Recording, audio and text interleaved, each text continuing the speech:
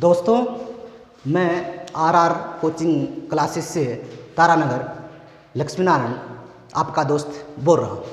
और आज हम पढ़ेंगे रदरफोर्ड का स्वर्ण पत्र का प्रयोग। और इस मॉडल को जो रदरफोर्ड ने अपने शिष्यों के साथ 1911 में प्रस्तुत किया था। और इस मॉडल का दूसरा नाम आप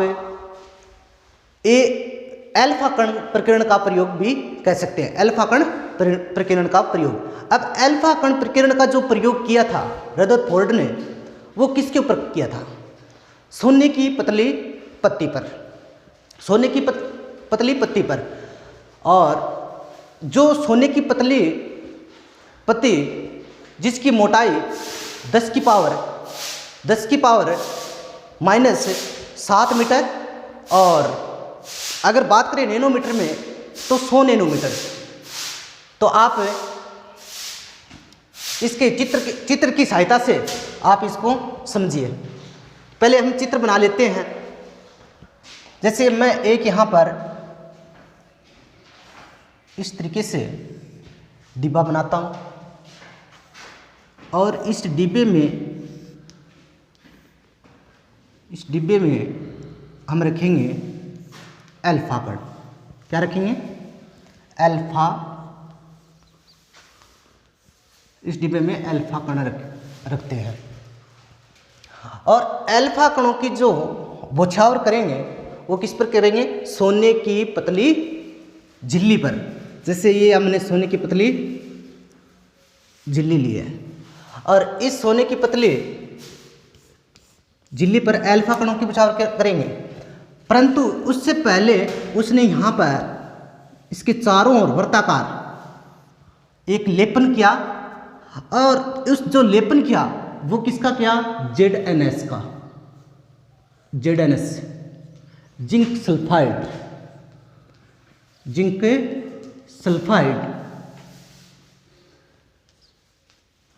जिंक सल्फाइड का लेपन किया। लेपन ZnS का लेपन इसलिए किया कि जो अल्फा कण उच्च ऊर्जा वाले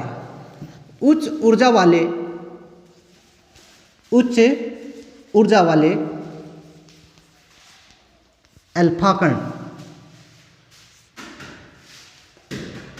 कण जब यहां पर इस सोने की पतली पर बमबारी होगी या बमबारी करवाएंगे, जैसे ये कण यहां पर इस तरीके से जाकर गिरेंगे। गिरने के बाद ये कुछ कण इधर जाएंगे, कुछ इधर जाएंगे, कुछ इधर जाएंगे। तो ये कण जब यहाँ पर चमक उठेगी तो इस ZnS का मुख्य काम यही है कि जो अल्फा कण जब यहाँ पर टकराएगा तो जब यहाँ पर टकराएगा तो यहाँ पर ये कण चमक उठेंगे। तो उसको पता चलेगा कि ये कण इधर इधर कुछ सीधे जा रहे हैं, कुछ 180 डिग्री घूम रहे हैं, कुछ अलग अलग दिशाओं में जाएंगे, तो उसका पता चलेगा। तो ZnS का काम है कि अल्फा कणों का पता लगाना कि किधर जा रहे हैं। इसलिए इसने ZnS का आवरण या ZnS का लेपन किया। अब बात करें तो इस मॉडल जब प्रस्तुत किया वो कब किया? तो हमने पहले बात की थी कि ये अनरेस्ट, पूर्ण नाम इसका, पूरा नाम अनरेस्ट रदरफोर्ड अपने शिष्यों के साथ 1911 में प्रस्तुत किया। 1911 में प्रस्तुत किया। तो याद रखना, इसका पूर्ण नाम अनरेस्ट रदरफोर्ड है। और इसने जो मॉडल प्रस्तुत किया वो कब किया? 1911 में अपने शिष्यों के साथ।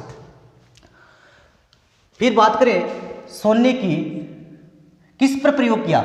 सोने की पतली झिल्ली पर।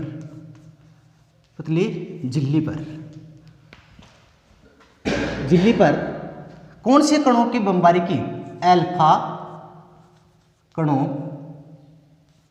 की बमबारी की, अल्फा कणों की बमबारी की।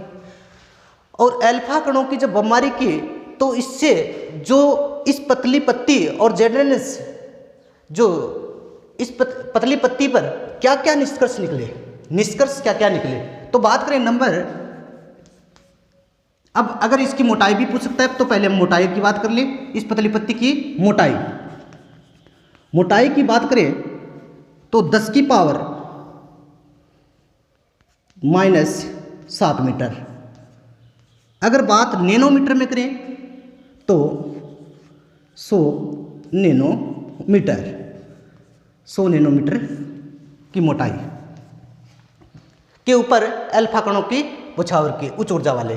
तो अब जो इस अल्फा कणों की बौछार करने के बाद में जो निष्कर्ष निकले, जो निष्कर्ष निकले वो क्या क्या निष्कर्ष निकले?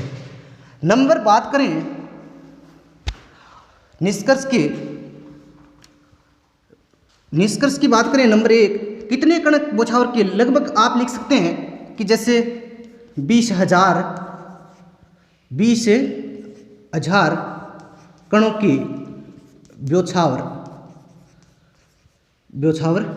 की, तो बौछार की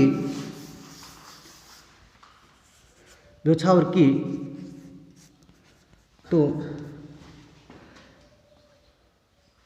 कुछ कण टकराकर 180 डिग्री पर घूम गए,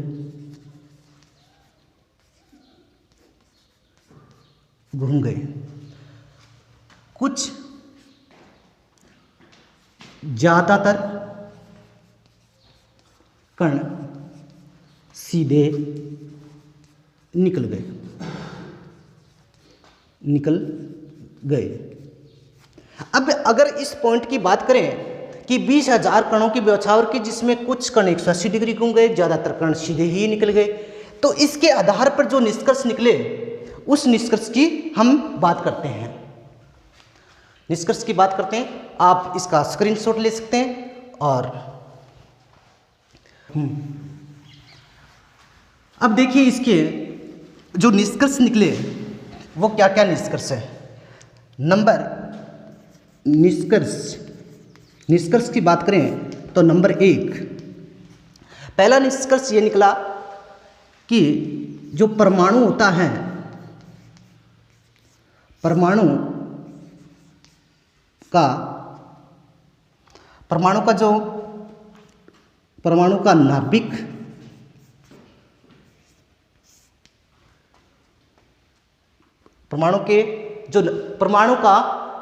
संपूर्ण परमाणु के नाभिक के अंदर संपूर्ण, आप ये लिख सकते हैं, परमाणु के संपूर्ण धनावेश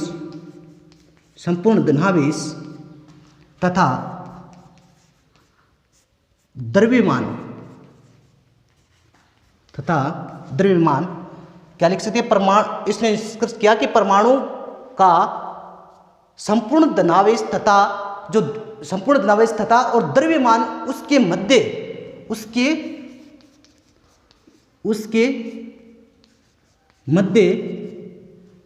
नाभिक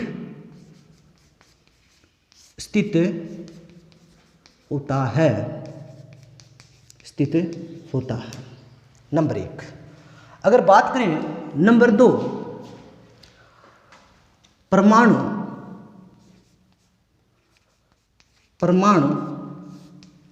के अंदर का भाग खोखला होता है। नंबर 3 की बात करें तो जो परमाणु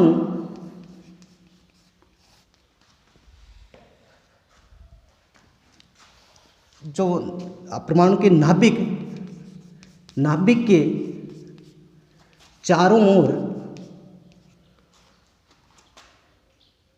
चारों ओर इलेक्ट्रॉन अपने पथ पर गति करते हैं। ये इसके निष्कर्ष है। अब बात करें, इसने ये भी कहा, जो 3 तो ये निष्कर्ष हो गए अच्छी तरीके से। परमाणु संपूर्ण धनावेश तथा द्रव्यमान के उसके मध्य का नाभिक स्थित होता है। नंबर 2 की बात करें, परमाणु के अंदर का भाग ज़्यादातर खोखला होता है और नाभिक के चारों ओर इलेक्ट्रॉन अपने पथ पर क्या लगाते हैं, गति, अपने चारों ओर गति करते हैं इलेक्ट्रॉन। अब जो इलेक्ट्रॉन गति करते हैं वो इसने ये स्पष्ट नहीं कर पाया कि इलेक्ट्रॉन किस तरीके से गति कर रहे हैं, और उसने एक सिद्धांत प्रस्तुत हुआ था, मैक्सवेल का सिद्धांत। उस सिद्धांत के अनुसार, अब यहाँ पर देख लीजिए, चित्र तो आपने बना लिया होगा। अब मैक्सवेल का सिद्धांत क्या था? मैक्सवेल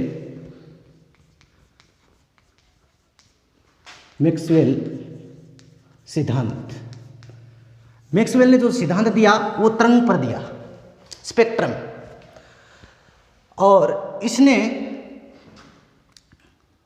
जैसे ये जो नाभिक होता है, इस नाभिक के चारों ओर अपने पथ पर ऐसे इलेक्ट्रॉन क्या करते हैं, गति करते हैं, और अंत में जाकर अपने नाभिक में गिर जाते हैं।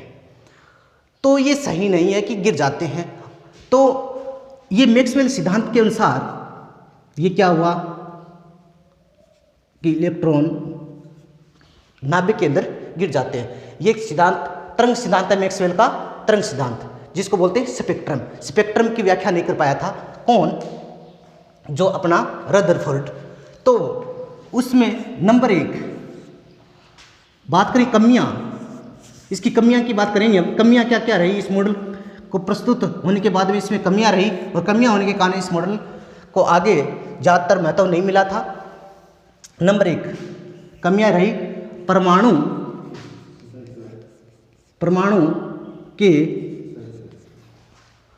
के स्थायित्व की व्याख्या नहीं कर पाया।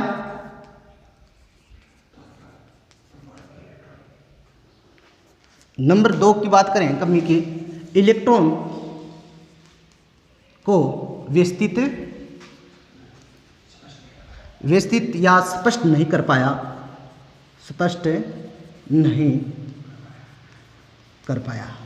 ये अपनी इसमें मुख्य रूप से 2 कमियां रही। और इस मैक्सवेल सिद्धांत के अनुसार